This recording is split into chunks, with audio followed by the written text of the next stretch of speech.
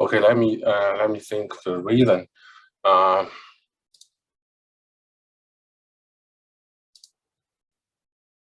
Speaker. Okay, we try it later. Okay, so this is math flow flow controller, and so we go through the process of the GC system.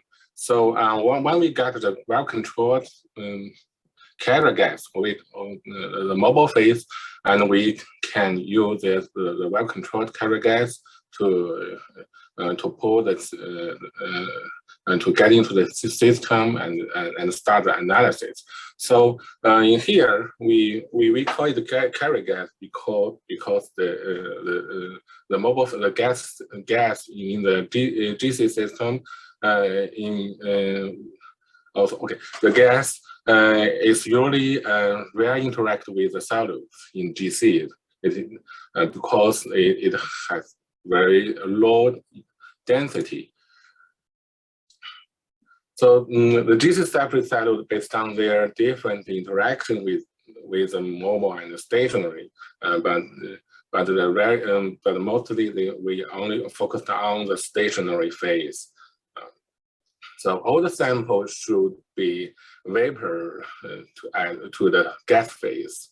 So when we think about the mechanism of partition chromatography, we use the solubility. So in GC, when we consider a gas phase, actually the principle is the same, but we usually consider the vapor pressure and the volatility. So actually they are the same thing.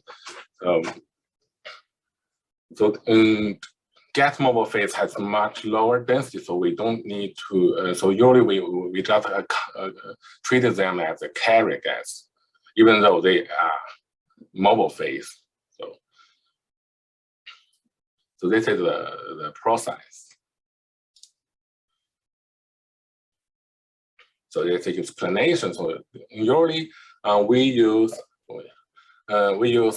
helium, hydrogen, and nitrogen as the carrier gas. So carrier gas or mobile phase does not affect solute retention, but does affect the desired efficiency of the GC system. So efficiency here is the plate height, right? It's the column efficiency. And the stability of column and the solutes. In this case, we consider the chemical reactivity of the carrier gas. And also we need to consider the detector we will choose. So some carrier gas may not compatible with a specific kind of detector. So we will introduce detector in the later of this lecture. So we can see different carrier gas can produce the different column efficiency. We can see from this Van Dimter plot, right? So this indicates those gas we will choose we will meet the requirement and also meet the column you choose. So here's the example.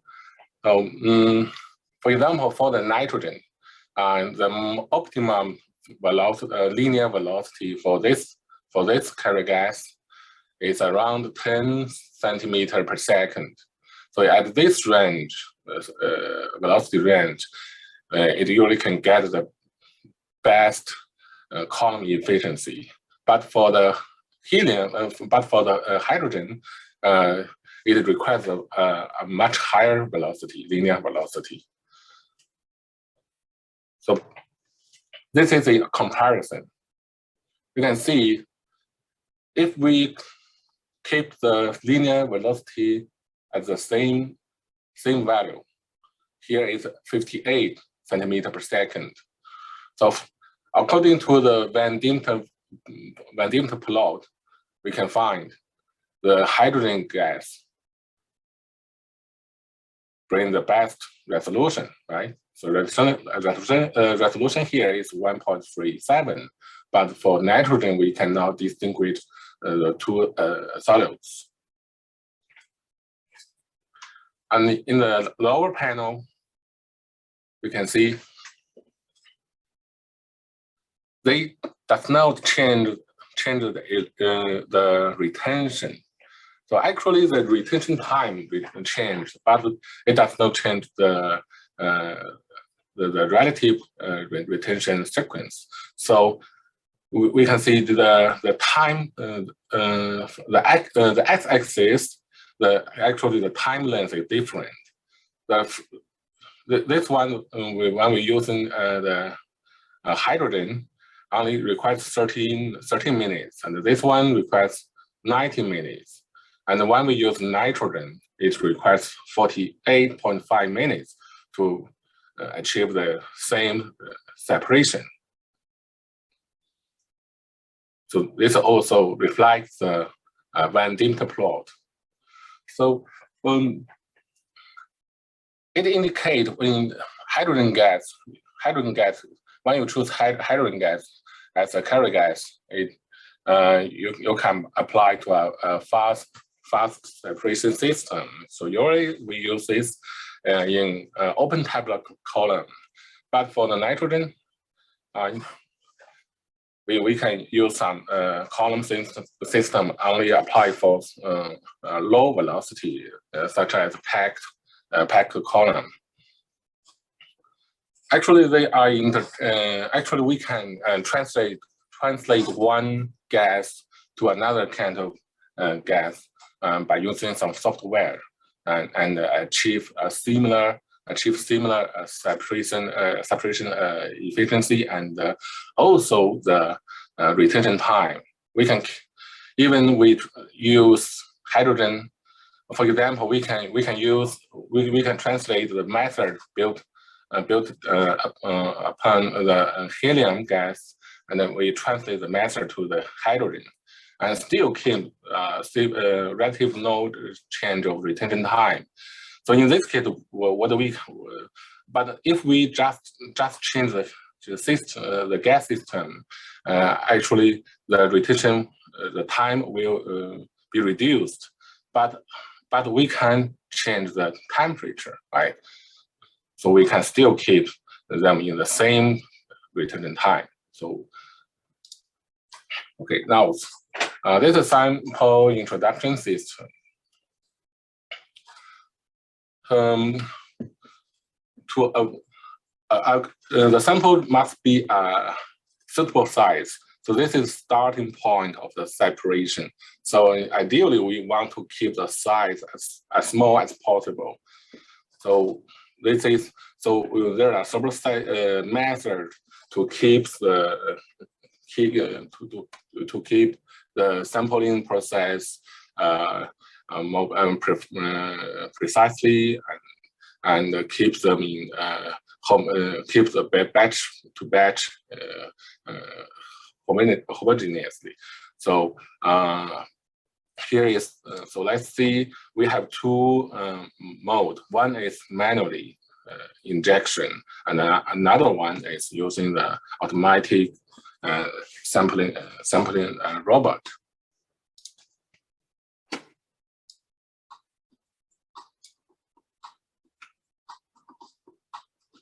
Gas-liquid chromatography is a powerful instrument that's used in both industry and academia to analyze mixtures of components. Like other chromatography that we've learned, you need a stationary phase and a mobile phase. So I'm going to go through the different parts of the gas chromatograph instrument and then show you how you inject a sample for analysis.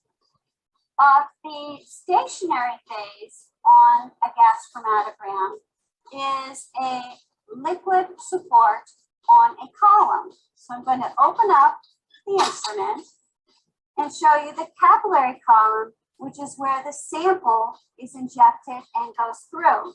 So in this capillary column, there's a high boiling polysilicon that serves as the stationary phase for our separation.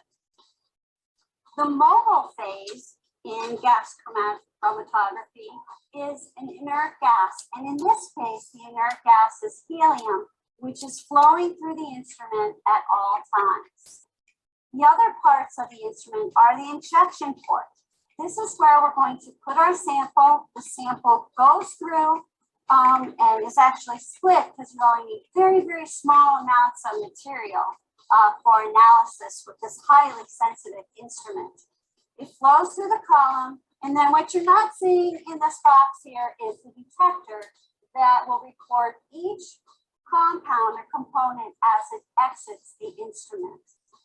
All right, now to inject a sample, you only need micrograms of material, even less, for analysis. So you want to take, for example, a drop of a liquid and dilute it with 20 drops to get a 2 to 5% solution.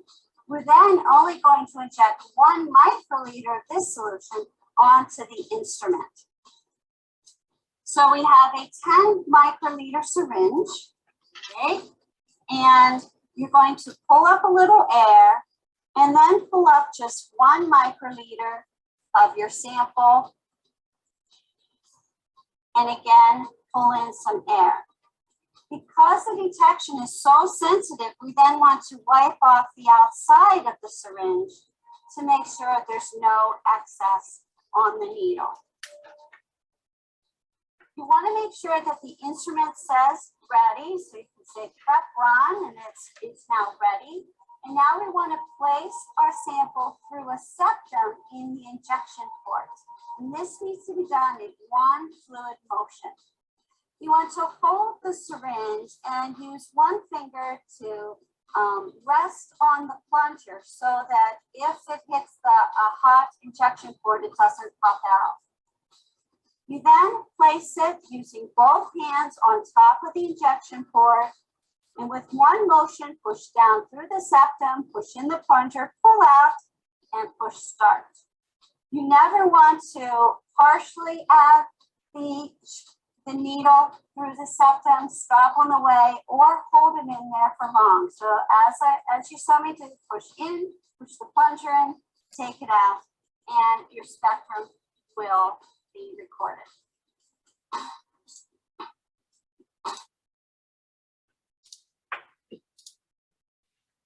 Okay, this is the needle, the structure of the needle. So actually, I have a real needle in my hand, but unfortunately, it is fully online education. So you have no opportunity to feel the real needle. So usually it's we use the sharp tip needle to pierce the rubber. So let's see the next slide to see how it works. Here.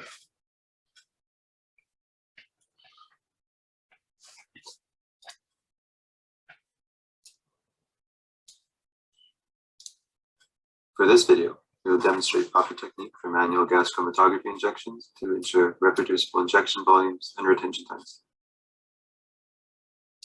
Make sure that you are wearing the appropriate personal protective equipment when working in the lab. First, rinse the syringe with an appropriate solvent to ensure that it's clean. Here, we will draw up 6 10 microliter volumes of acetone into a 10 microliter syringe and expel the acetone washes into a waste beaker. Next, we will draw up several volumes of air and depress the plunger quickly to remove residual wash solvent. Following this, it is important to rinse the syringe with the sample several times, first drawing the plunger up slowly and expelling 2 10 microliter sample washes into a waste beaker. This rinses the syringe with the sample and flushes out any remaining solvent from the washing step. We will rinse the syringe 6 more times with our sample. Now we will draw up 1 microliter of sample slowly to avoid air bubbles.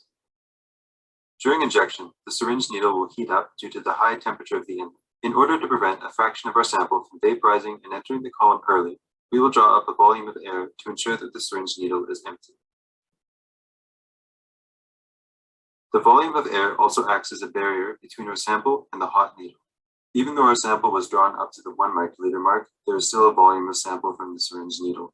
This small volume makes our true injection volume larger than 1 microliter, but as long as we draw up the same volume for each injection, the same amount of sample will be injected every time. It is important to ensure that there are no air bubbles in the syringe. If there are, slowly draw up and depress the plunger multiple times as needed.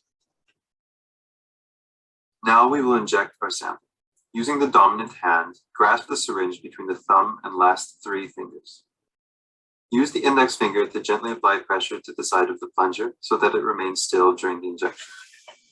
Align the syringe so that it is perpendicular to the top of the instrument, and use 2 fingers from the non-dominant hand to guide the needle as you puncture the septum and push down into the inlet.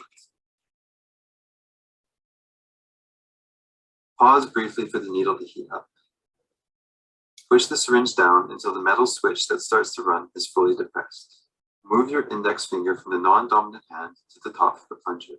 Now, quickly but carefully push the plunger down with the index finger, then immediately pull the syringe up and out of the instrument.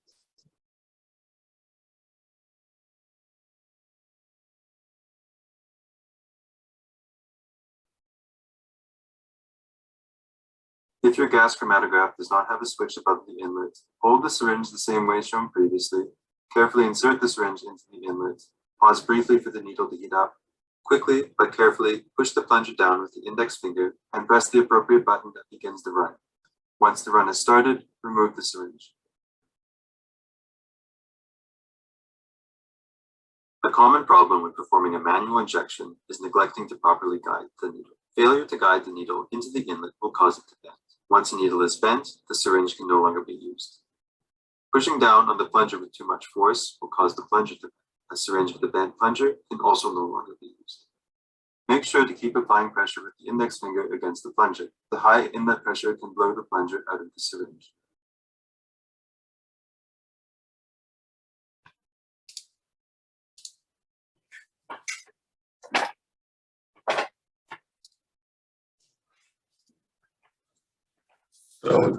So that's the injection. So before injection, we need to get the sample from the sample well. So there are several different ways. So we call it extraction by using a different extraction technique. So one uncommon way is static headspace extraction. Also, another one is the dynamic headspace extraction. So it applies for the liquid and the solid samples. And second way is a solid phase micro extraction by using a special needle. So it can absorb the sample from the gas, liquid, or solid samples. And the third way is the liquid micro extraction. So it's a similar way, but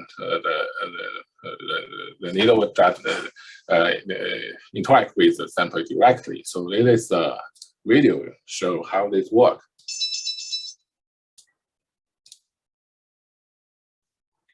Today, we show you how to use a Gaussian multipurpose sampler for liquid-liquid extraction. Just place your samples on the MPS and let's go.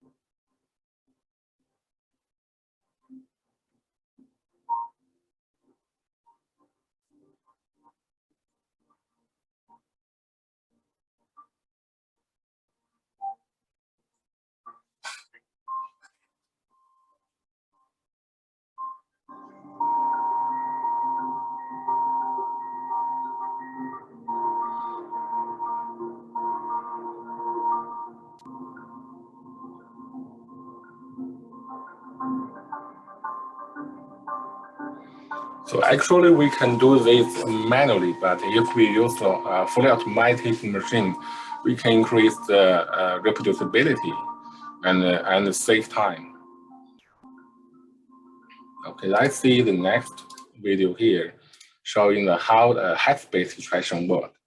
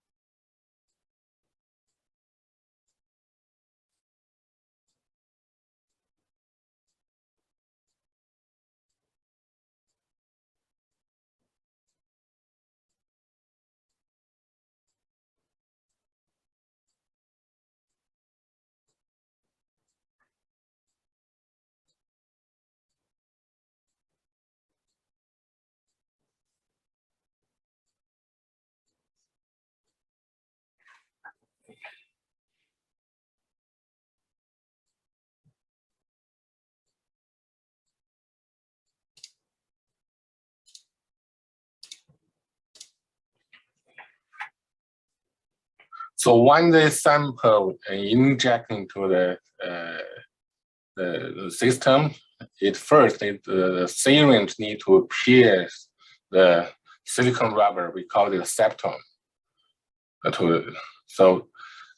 is a self-sealing, self-sealed rubber because we need to keep the environment to keep the gas do not leak off outside the environment, and also so in this chamber, there is a temperature control block to help the sample vapor into the gas phase. So inside is the gas cleaner.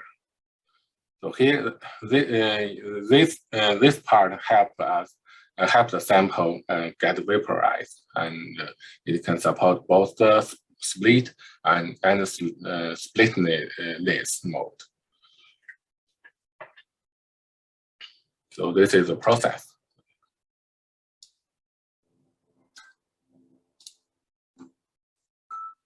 Split versus splitless injection. Split and splitless are the two most commonly used GC injection techniques. How are they different? And which one should you use for your analysis? We'll begin with split injection, which is the most popular thanks to its versatility over a range of analyses. Inside a splitless inlet, you will find the carrier gas supply, the septum purge, the split vent, the liner, and the column. Now we'll start the gas flow and simulate a split injection. Let's rewind and go through what happened. First, the gas entered the inlet with a total flow of 104 milliliters per minute. A small amount, 3 mils per minute, passed through the septum purge to reduce possible contamination from the septum, while the rest continued onto the liner. A fraction of the gas, 1 mil per minute, flowed into the column, but most, 100 mils per minute, is swept away via the split vent. This ratio, the split ratio, is determined by the user before starting the analysis. Split ratios typically vary between 5:1 to 500:1. With the higher the ratio, the lower the amount of sample that enters the column compared to what passes out the split vent. During injection, the sample is injected into the liner and vaporizes. Since our example has a high split ratio of 100:1, one part goes onto the column, while 100 parts of the sample exit out the split vent. Now, let's look at an example of a splitless injection. In a splitless injection, the split vent is closed and left closed before and during the injection. As there is no split flow, the total flow is set at a dramatically reduced flow rate. Here, it's only 4 mils per minute. 3 milliliters per minute passed through the septum purge, while the remaining 1 mil per minute entered the column. During injection, the sample remains within the liner for longer before entering the column due to the lower flow rate. Once sufficient time has elapsed after injection, the split vent opens to purge the inlet. This duration, known as the splitless hold time, is calculated to be long enough to allow the maximum vaporization and transfer of analytes to the column. So which injection technique should you use? It depends on the concentration of your desired analytes within your sample, the sensitivity of your detector, and any method requirements. Split injection is ideal if your analyte concentration is high enough to afford an on-instrument dilution and still meet required detection limits. The higher flow rates through the inlet lead to sharp, narrow peaks, while simultaneously reducing the time for adverse interactions to occur. However, since most of your sample is vented, your detection limits are much higher. While this can be problematic for less sensitive detectors, a detector with higher sensitivity, such as an ECD or an MSMS, help make split injection possible. But if your analyte concentration is very low, you may need to perform a splitless injection. Splitless injections excel at trace analyses. Since all the flow is directed to the column, you can transfer the majority of your sample. However, the slower flow rate into the column can result in the degradation of active analytes through adsorption and breakdown. It also leads to increased diffusion, causing band bond. This is especially noticeable for more volatile analytes, resulting in wider peaks. While choosing the right injection technique for your analysis is essential, it's also important to optimize your injection parameters. This allows you to maximize both analyte transfer and injection to injection reproducibility. For more information about optimizing for split and splitless injections, visit our resources below or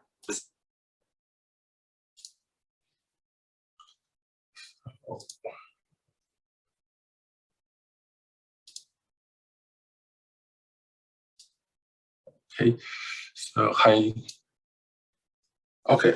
so I actually have the real one. So this is the spectrum, right?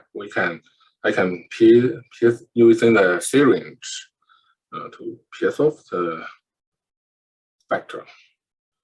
Then, and here is the linear, right? So actually it happens like this way. You inject. Okay, so this is what you see in the video.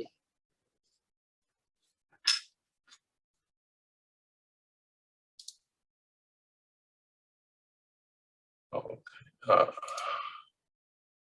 share. Okay, let's continue. So the injection system looks quite complex. So the only target is to have the sample vaporize rapidly and form a very small plug to keep the volume as small as possible. So because we need to reduce band broadening, so we need to reduce the starting the volume at the starting point. So this is an auto sampler.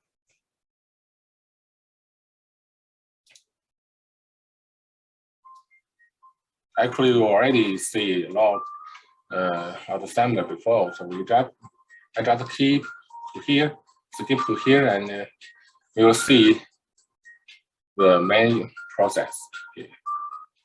So the robot arm gets the sample to the injection position.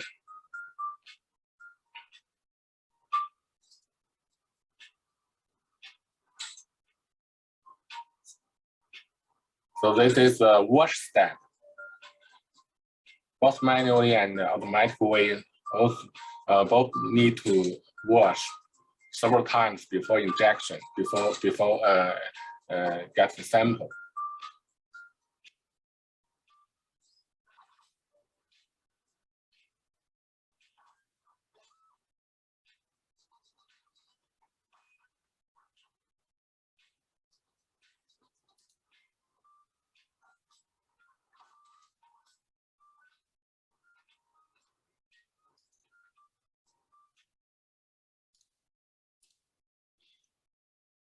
Okay, so in this picture, we can see that here is the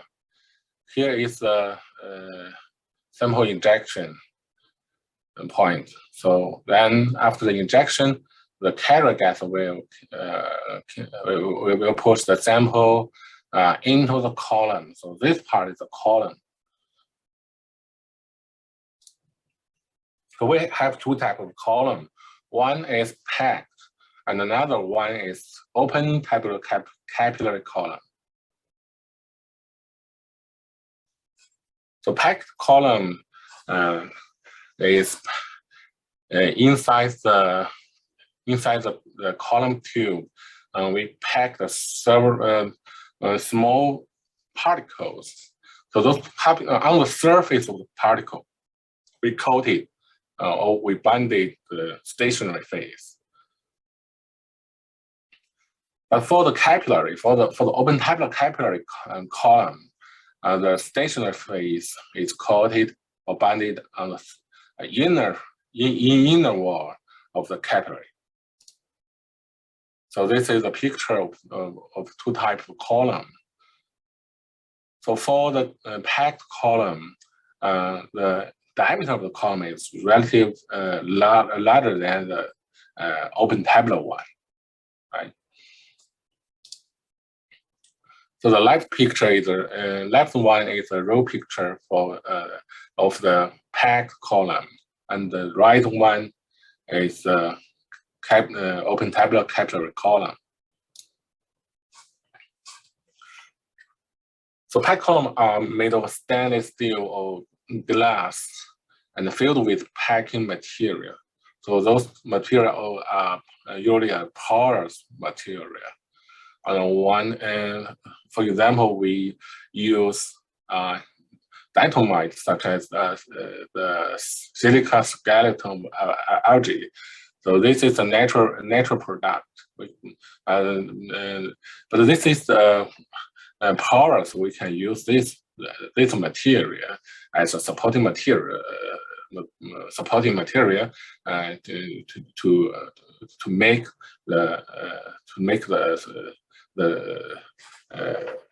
and we can use this directly, and we can use use this as a supporting material and bend to a different stationary phase to build the packed column.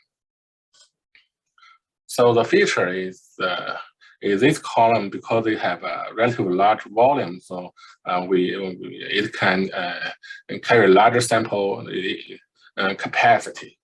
But because it's packed, so for GC system we cannot apply very high pressure. So the length compared to the capillary relative short. So for the packed column, there are two kind of stationary phase. Here is not accurate. Actually, this is the geometry of stationary phase. Actually, the form of the supporting material. So one is the core shell particles, and another one is the full porous particles. For core shell, so only the surface of the particle is porous and coated with stationary phase. But for the fully porous particle, the whole particle is porous, and all the inner space can coated with the stationary phase. So because we already know the Van Deventer equation, so from this comparison we can see that for the porous particle, for both one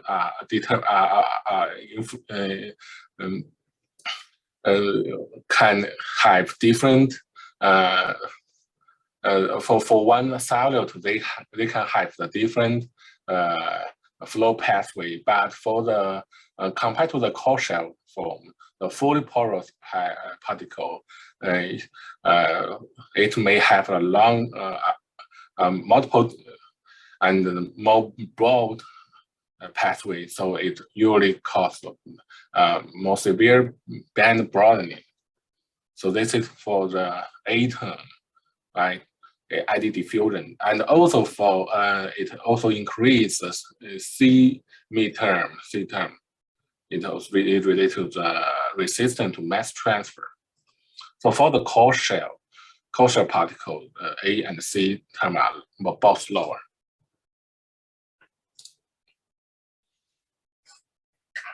So stationary phase are required to have a uniform and a small particle size because we want to reduce the A term and the C term.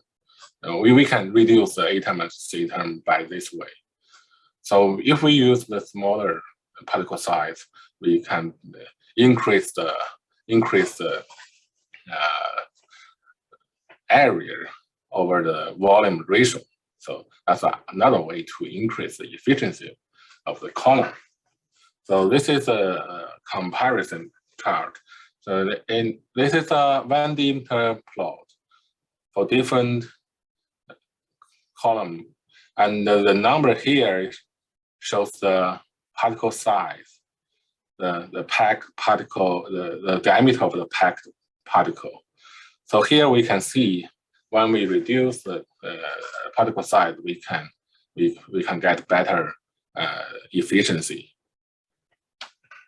The plate, right?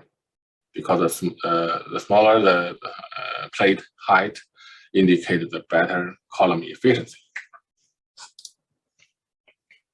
So still according to the plate theory, if we can increase the length of a column, we can get better resolution.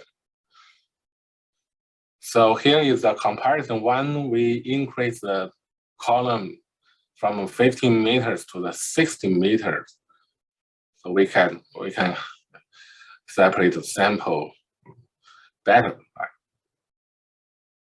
So this is so that's why we want we want to use a longer column, but for GC it's easy to achieve because we can use open tabular capillary column. So nowadays this kind of columns most widely used. It have a very high column efficiency. So because they have a large number of theoretical plays due to the long column length. And because it's the diameter of this of the capillary quite small, so the overall volume of stationary phase is small. So so the result is it has relatively small sample capacity. This is a real picture. So this is the inlet of the column, and this is the oven, and this is the outlet of the column. So this point is to the detector. Okay, this is a close up. So for this column, it's around it's 30 meters long. Okay, now we can have a 10-minute break, and then we go back at the 8 p.m.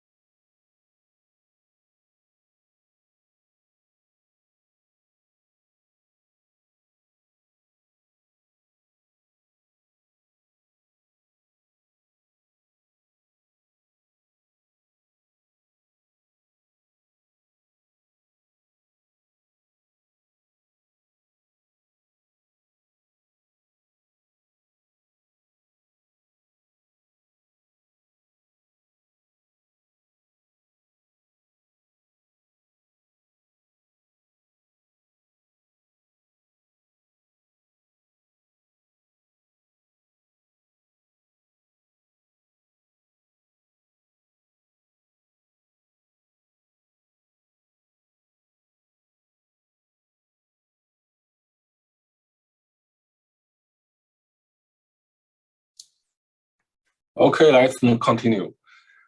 So this is different type of open tabular capital column. The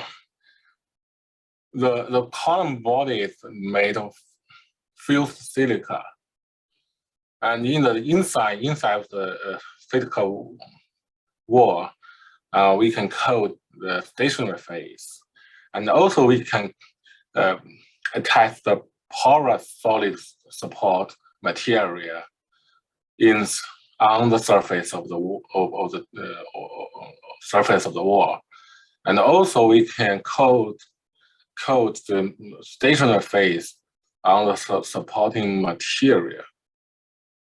So because they have different forms, so we gave them different name.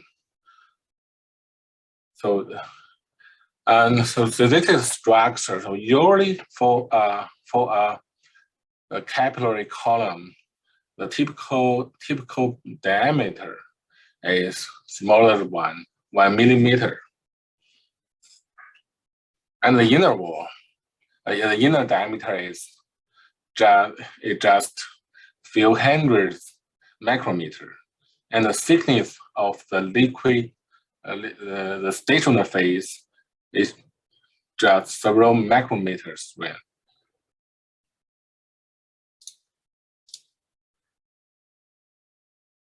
So this is the comparison. So for fused silica FSWC, so this one has the best efficiency. So here, because it has smallest inside diameter. So for the certain length, it can we can increase the we can reduce the A term, and I will explain it later. And because we and for this one, we also caught a very thin layer of we just caught a very thin layer of stationary phase. So the sample size, or we call the sample capacity, quite small.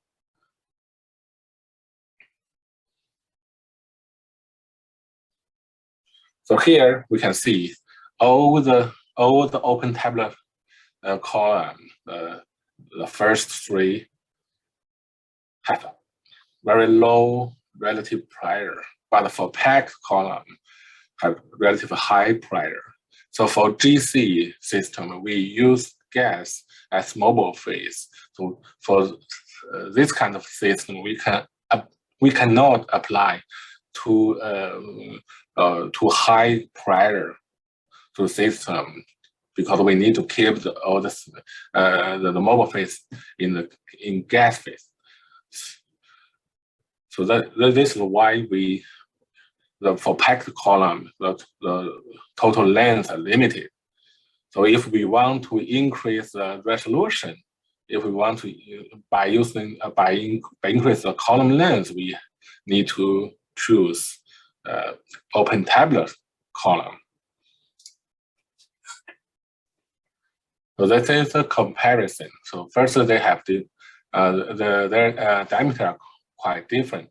So these have a relatively larger diameter because we need to pack small particle into the column. Some people, in some literature, we just simply say we pack stationary phase into the column.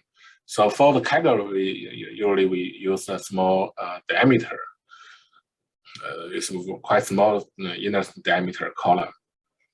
So for they have different usage. So for the packed column, we generally use we can use both absorbent stationary phase and all the liquid stationary phase. For this one, it belongs to the partition chromatography. Now for capillary column, mostly we bind the liquid stationary phase on the surface on the wall. So we usually when we consider the mechanism, we think this is belong to the partition chromatography. So here we explain why the smaller inner diameter can get better resolution. So here because it reduces longitudinal diffusion, right? So because this because this is an open type of column, so this open space actually is useless for the separations. So it's just carry because this space is for the carry gas. It's a carry just to use to carry sample move forward. So actually, we don't need to very large diameter. So smaller one are better. So this is a comparison. When we decrease the tube diameter, we can increase the resolution. So this one is quite easy to understand because we know for the certain plate height, and if we want to increase the resolution, we can increase the plate number. So we can increase the column length to achieve a higher plate number. So they obey the this relationship. So here is the coating of coating form of stationary phase. So on the surface of the inside wall, we coat stationary phase on this surface, and we can control the thickness of stationary phase. So if we just coat a thin film, the result is we can get higher efficiency and low erosion temperature and less bleed, and we can achieve faster analysis. But the disadvantage is low capacity and limited trace analysis. Because it has a relatively low capacity, so it may sometimes relatively easier to cause peak fronting. So that's not a good thing. So we need to control the sample loading size. So here is a comparison. So one we use this is a comparison among the different film thickness. See here, right? So for the thin film, we can get a higher efficiency and fast analysis. But for the thick film, we can increase the retention for volatiles. But the disadvantage is it's less efficient. And because the sample retain more time on the inside the stationary phase, so if we want them vaporize out of the stationary phase, we usually require a higher temperature to meet our to increase their they build fast equilibrium. So, but for the higher temperature also increase the column bleed. We will introduce what is column bleed later. And increased stationary phase thickness can increase resolution for early eluting compounds. This is early eluting. You can see the timeline here. So this is a very early event. So when we use a thicker film, we can increase the resolution for the early eluting compounds. Because the early eluting compound retain less in the stationary phase, right? So for the thin, if we use thin film here, they have not enough time to separate each compound because we retain in very short time. So if we use a thicker one, they have more time to retain, so we have opportunity to separate them. And also increase in retention factor that increase the thickness and reduce peak tailing. So usually we consider which one is more suitable for our separation. This is a simple rule here. So this is a parameter for one column. So we can search the parameter through the website of the manufacturer, and we can also see a label on the attached on the column. So here is the length. This is the inside diameter of the column, and this is the thickness of stationary phase. And this one indicates some special. Actually, this is it's just the name, but sometimes it's related to some special purpose or some special modification. And this is a workaround for the column. So here is the summary. For open tabular category column contribute to various advantages over packed columns. So first, the better resolution, the shorter analysis time, and it can create greater sensitivity because the area is unchanged. So because and we reduce the band broadening, so and we increase the peak height, so we can increase the sensitivity. So sometimes we call this advantages because it requires a low sample, and if you have very precious or very limited size of sample, you cannot separate them in the packed column, but we can use them separate in the open tabular category column. But be aware of the limitation. You should not overload your sample into the column. So for the capital column, you only have the better resolution. A quite important way is there is no A term for the capillary column. So if we describe the Van Diemen equation, if we consider Van Diemen equation as a general equation, but for the capital column, we can omit the A term, so it's changed to this form.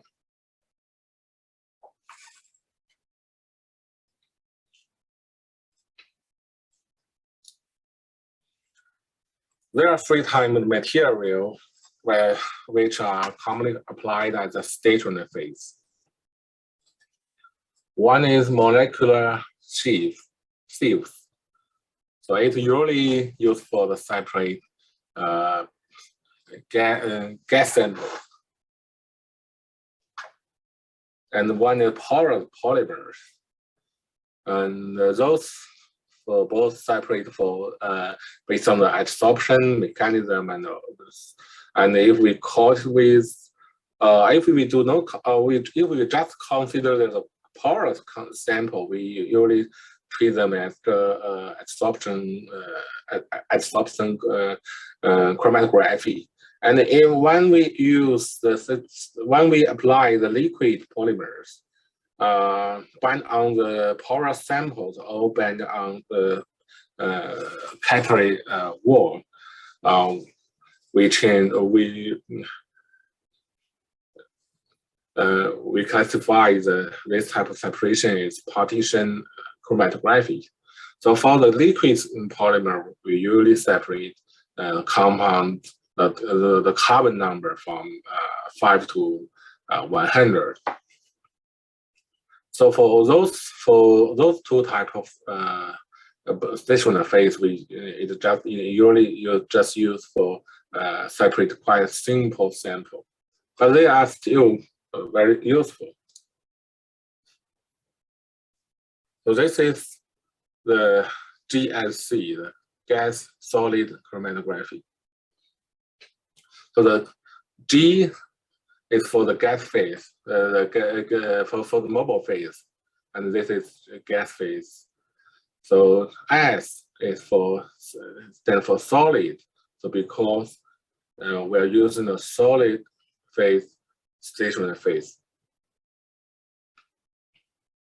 So this is a major material, some porous structure molecule we can use, like active carbon, silica, alumina. So sometimes this kind of separation is for some special application. This maybe this is the only way we can use. We cannot apply this kind of separation for the for the liquid stationary phase column. For example, if we want to separate permanent gases, the only way we can use is use the GSC, because the permanent gases cannot liquefied by pressure alone at normal temperature. And some material stationary phase can use for the separate geometrical isomers, but the column efficiency for the GSC is it's not as perfect as the GLC, the liquid one, because it has several different have multiple type of interactions. So it's not it's quite hard to control the interaction. So it's the only problem. So because we want to get a better column efficiency, we want to extend the little range for the GC. So we use gas liquid chromatography. We developed this technique, and this technique is most prevalently used in daily GC separation. And because the liquid stationary phase, we use actually organic molecule.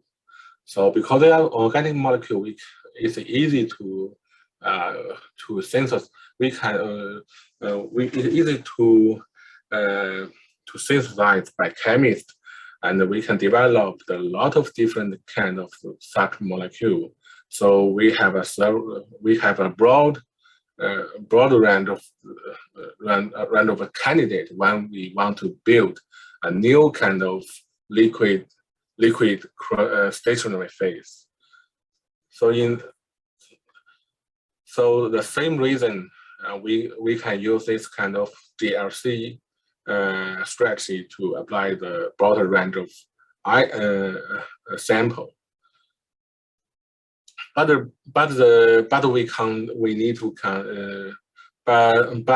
this one because this is the liquid phase, so it obeys the partition chromatographic mechanism. So it usually can get a better resolution. But be aware that because this is a synthetic organic liquid polymers, so sometimes it's not as stable as inorganic material like using in the GSC. So we need to consider the column bleed. So one way to reduce the bleeding of GLC is using bonded phase gas chromatography. Not just the coat the thick, the quite thick liquid polymer on the surface of the column. We can use covalent chemistry. We can use some chemical reaction to build covalent bonding between the stern face and the supporting surface.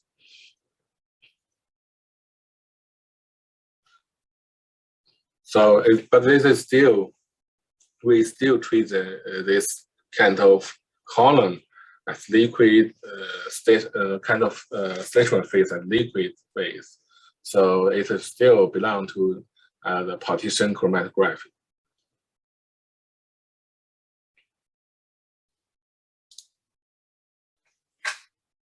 So for GC, the stationary phase quite important, especially quite important because as we mentioned, just like we mentioned before, because the gas phase have very low density, so there's we can think they have no interaction between the gas phase molecule and the shadow molecule. So the true interaction between the in the separation process is happen inside the stationary phase. So this is why stationary phase is especially important for GC. So if we consider the liquid chromatography, we can the mobile phase will also change the alpha K a lot, but for the GC, stationary phase is the most important one. When we change the stationary phase, we can change the alpha K, and we can we can build better resolution. So this is the target of the separation. So how to choose the liquid stationary phase? We need, based on the like dissolves like principle. So meaning if we want to separate relative nonpolar solutes, we choose relative nonpolar column. So if you sample have a relative stronger polar property, you may choose relative stronger polar column. So this is called like dissolves like. So in the practical work, you can consult with the literature or the instruction of column manufacturers.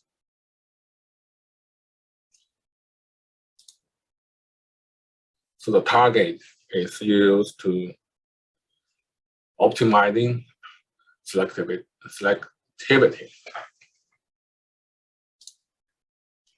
So we mentioned column bleed several times. So this is column bleed. The bleed indicates that is related to the liquid phase. So this usually happens in the liquid phase, liquid stationary phase. And because those are organic polymers, so even though they are quite thick liquid, but they can still bleed. And sometimes it just simple bleed out of the column. And it also have some because the chemical stability is limited, and the column usually work on the several hundred degree temperature in environment. So they also have some the stationary phase can break down through the backbiting mechanism. So this is another way called column bleeding. So that will reduce the lifetime of one column and also reduce the separation power. So because column bleed originates from the phase, the level of bleed is proportional to the amount of phase in the column. Therefore, thicker film column bleed more than thinner film one. So that's an explanation for the previous slides. So of course, the higher temperature causes severe bleeding. So one way is using a bounded phase. Another way, but only using a bounded phase is not enough. So another way is do some chemical modification to increase the stability of the liquid polymer that are bounded on the supporting material. So for this one, it's based on the original DB5 stationary phase, and they developed a new modified form we called DB5MS. So this one we can see here on the tail of the liquid molecule. So there is only a slight difference, but it can increase the stability and reduce the column bleeding, and also increase separation power. So here. Also even for GC, we can also use the chiral separation, but generally most of the chiral compounds are non-volatile compounds, such as amino acid or sugar. So if we analyze them in their native form, there's no way to separate them in the GC. But we can do some chemical derivatization and increase their vapor pressure, or reduce their boiling point. So if we do some derivatization, we can still analyze those molecules in GC. And if we use some special chiral column, we can use that in separate the chiral compound. So this is one example of the chiral stationary phase. So for the GC, we must use some chemical derivatization.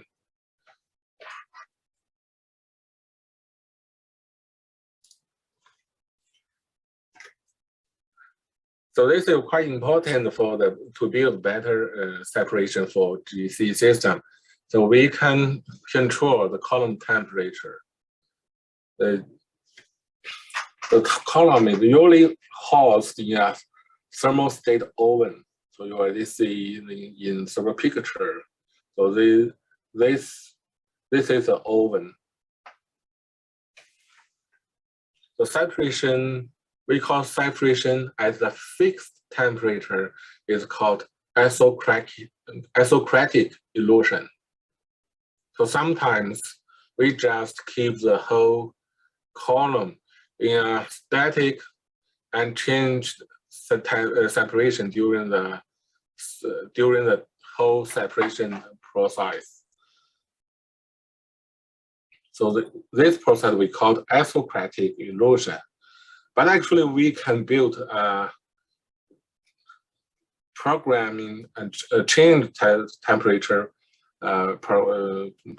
process during the separation. So the oven temperature is typically set to slightly higher than the average boiling point of all the compounds in sample.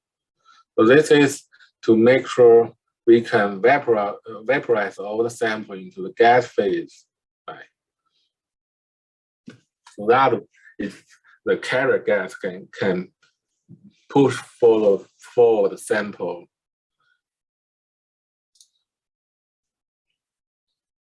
So temperature programming. One is isocratic, right? So another one, we change the temperature in a certain sequence. So when during the separation, we can build a different. We can change the temperature for the column. So this one compared to the isocratic illusion, we call it the temperature programming. So this is an example. So if for this sample, if we just use the isocratic illusion here, this one is it says isothermal is an isocratic illusion.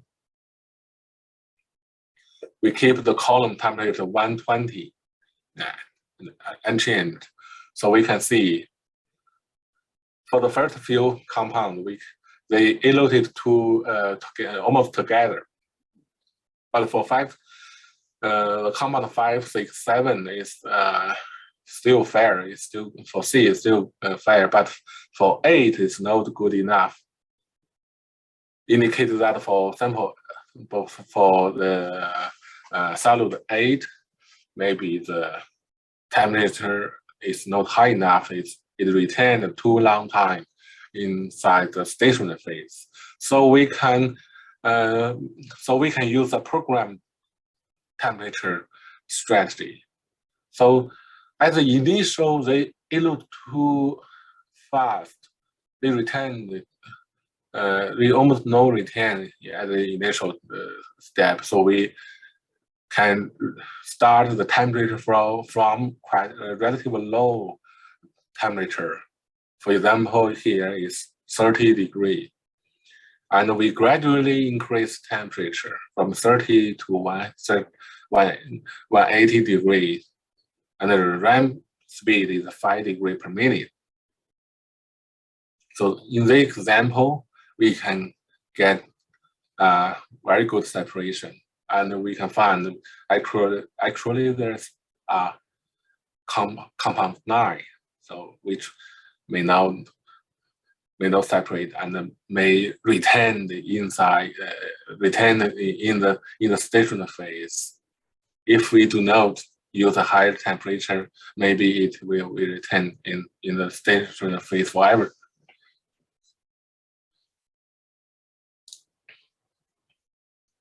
So the temperature column is the main factor that governs the retention factor of a solid in GC, or not in LC, in GC. So because we separate under the partition chromatographic mechanism, so this is actually it's based on the distribution between the stationary phase and the mobile phase. But for gas, for GC, we use the carrier gas. Okay, the mobile phase is gas. So the distribution, if we use the liquid extraction, it relates to the solubility. But for the gas, it relates to the vapor pressure, right? So the vapor pressure are largely related to the temperature. So that's why for this is temperature is the main factor to govern the retention factor. So the temperature programming is used to separate the compound for the broad range boiling point. Right? If you want to separate the complex sample, you cannot say you cannot make sure they are all according to the very narrow temperature. So usually we need to choose programmed temperature. So this is also the example, right? So if we use at a low temperature, we can get a relatively better separation for the early illusion, but we cannot meet for all the requirement for this sample. So the programmed one is the best way.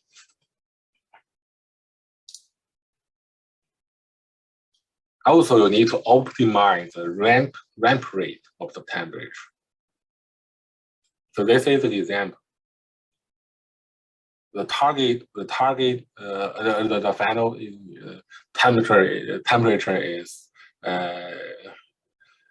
quite close. So this is 328, this is 3110. But see here, the ramp rate is 10 per minute, but for this one it's 15 per minute. So from the spectrum you can see, so this one major governed by the ramp rate achieve the best separation. Also, if you want to get an even higher separation power, you can try that. You can still change the temp, the program. So in this example, the operator here he used a lower using a lower ramp rate to separate the component 1 and 2 better.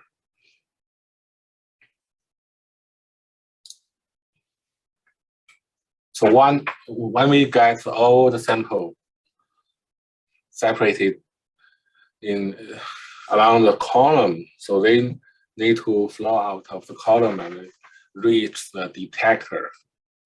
So now let's introduce the detectors. So for an ideal detector for gas chromatography should have the following characteristics.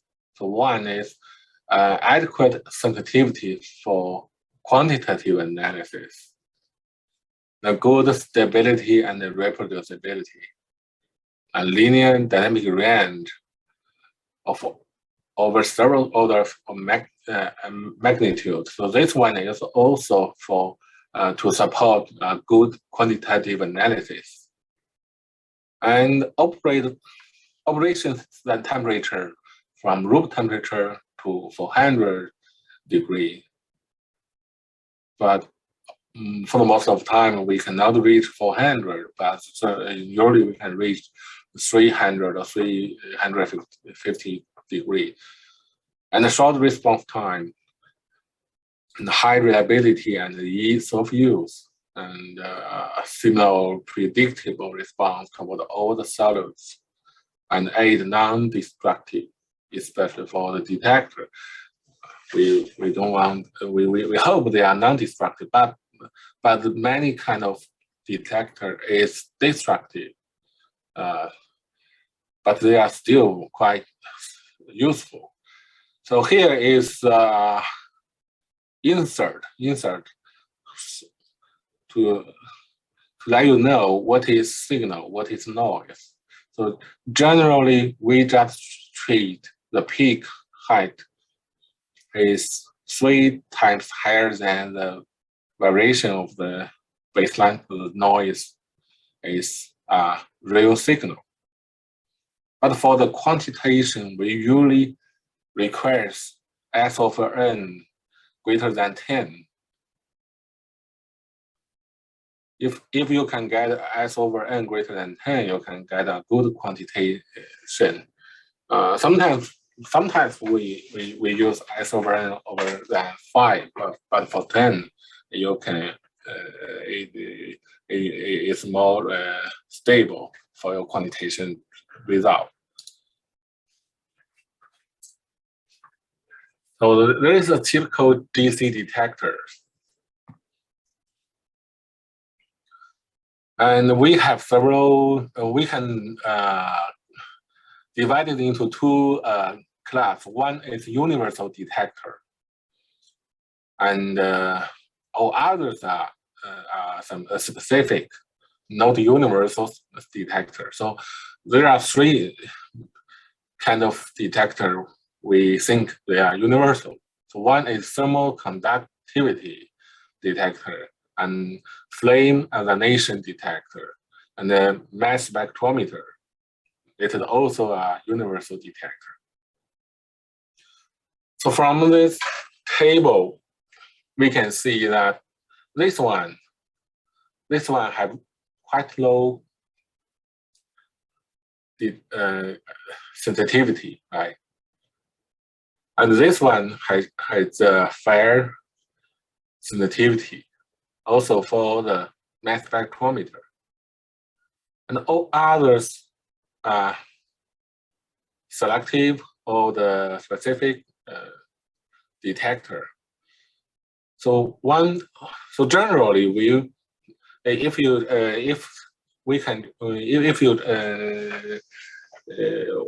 detect the sample, we just use the universal detector just because they are universal. So, but sometimes they are limited by the sensitivity. So in this case, we need to consider your target molecule, consider the structure of the molecule, the element composition of your molecule, and based on those information, and you should choose a different selective detector.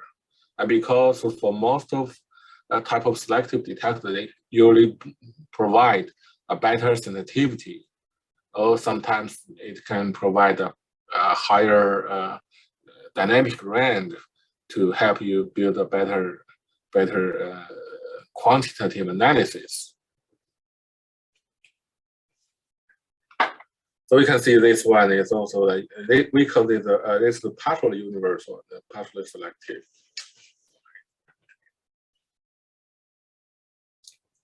So this is a FID, flame ionization detector. It's a widely used and is a generally applicable detector. Because in the GC, at the most cases, we analyze organic compound. So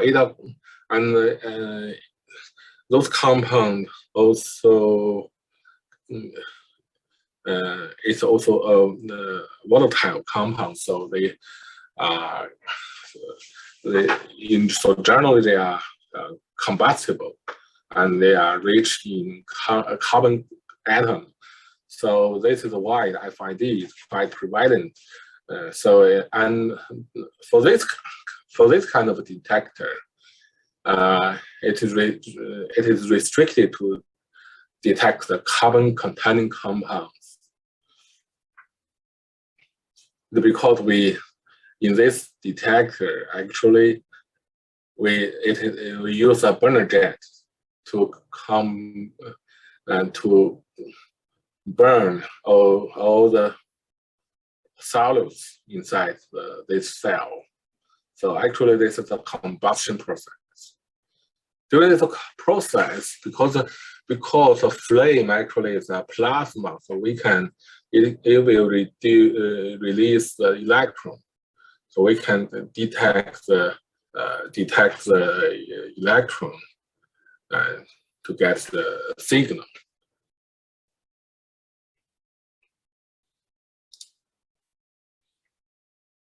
So this is the pros and the cons of the FID. So the detector of organic compounds.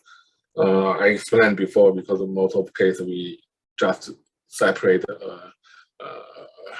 vapor or small organic molecule. So it's quite universal. So because it's using a combustion mechanism, so we cannot apply to inorganic compounds. Right?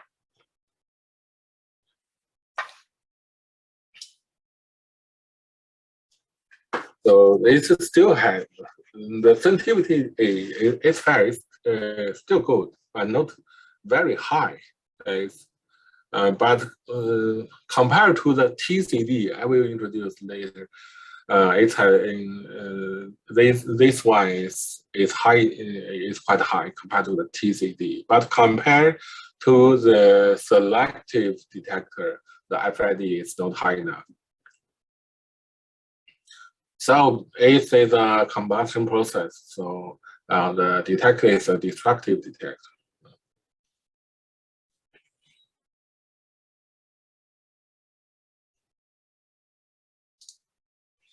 but we cannot reuse the sample, right? The destructive detector.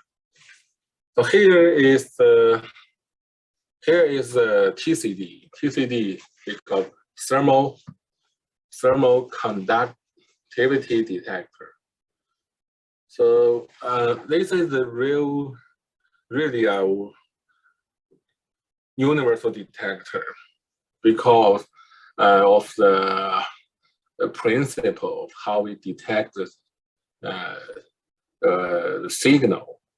Actually, the principle is quite like the one kind of the mass flow meter we introduced in this class. This is just the physical process, no chemical process. So the sample do not change pre and after the detection. So this is a non-destructive detector. So in this way, we may reuse the sample.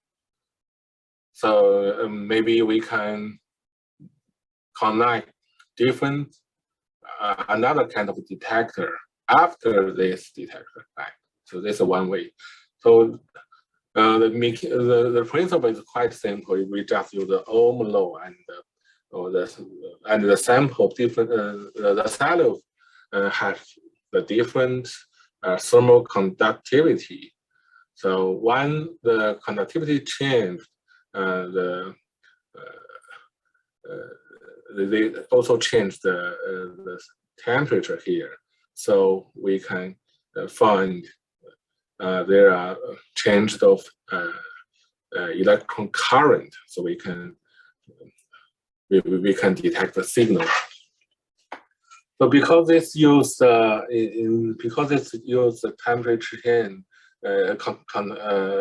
detect the conductivity change. So it related to the sample mass, and so this is a good way to measure the quantity, but it also limited the sensitivity. So this one, so TCD has quite low sensitivity, but the good thing is it has non-destructive and simple and has large linear range. So this one is still important. And this one we call ECD. We call electron capture detector. So this one is highly selective. From the name, we know it's called electron capture. So it will release electron, and the solutes capture the electron. So when the solute capture the electron, the current change. So what kind of the compound can capture the electron the detector released? Generally, are the halogen containing compounds. They have very high electron affinity. So for this detector, that's why we call it selective. For this detector, the signal generally reflect the compound contains those kind of atom. So it will. So some item, if some compound has no such item, they may know. They may have no or just little response to the signal.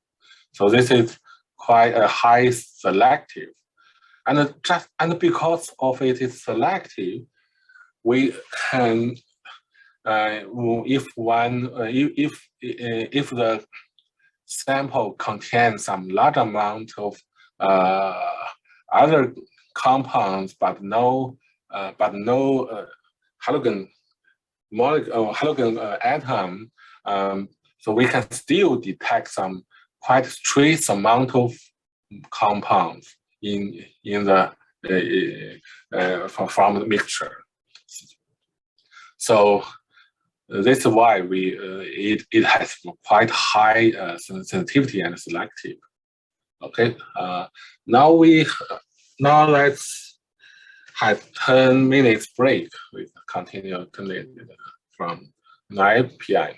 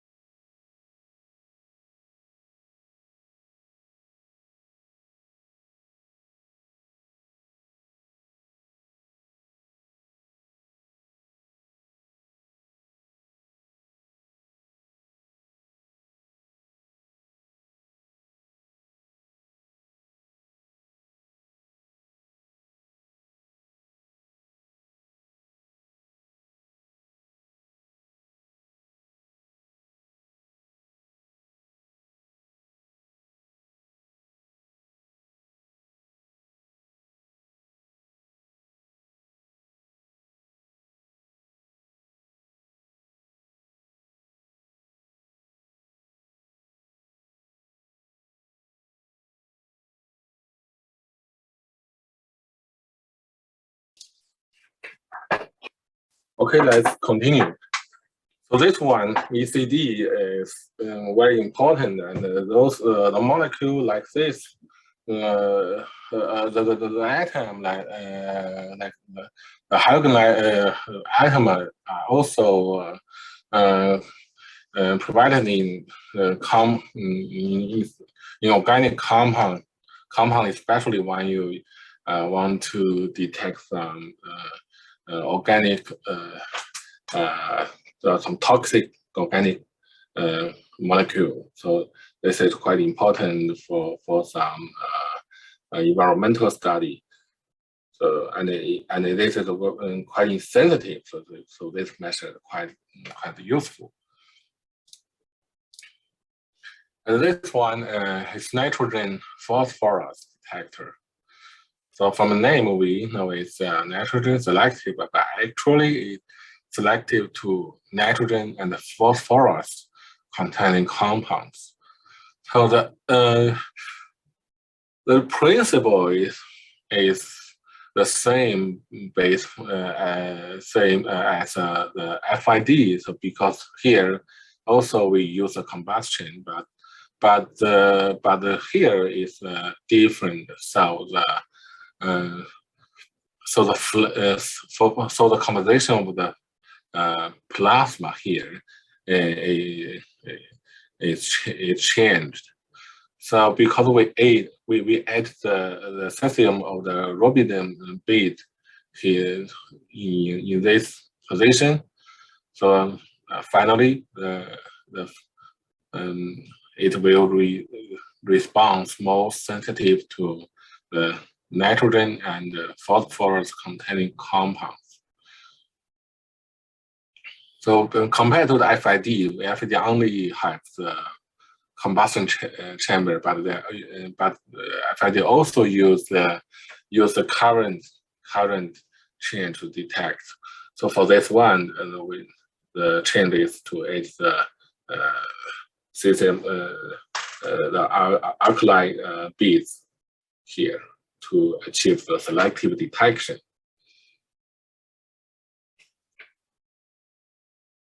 So this is also a destructive detector.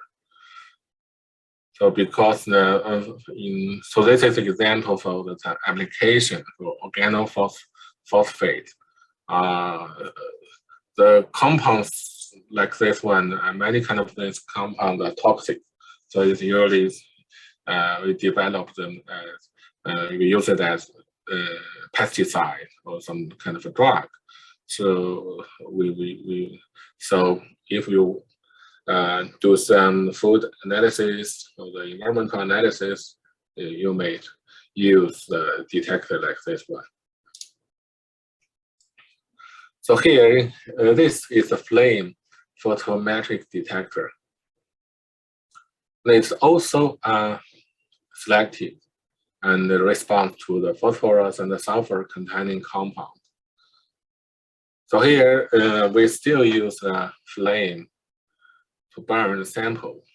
And if the sample contains the phosphorus and the sulfur, because we use a filter, can select the signal and use to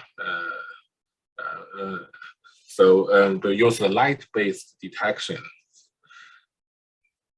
So we can do the selective detection and the sensitive detection. So use a filter, we achieve the selectivity, and use a light-based, so PMT here, we can get a very high sensitivity. So this detector usually widely used in to analyze the air and the water pollutants.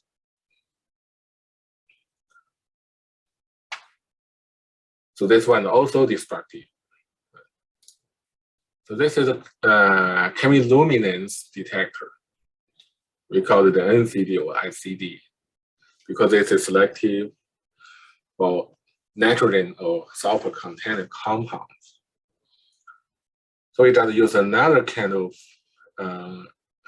excitation methods. So here we use the in here we use the ozone to activate the nitrogen or sulfur containing group.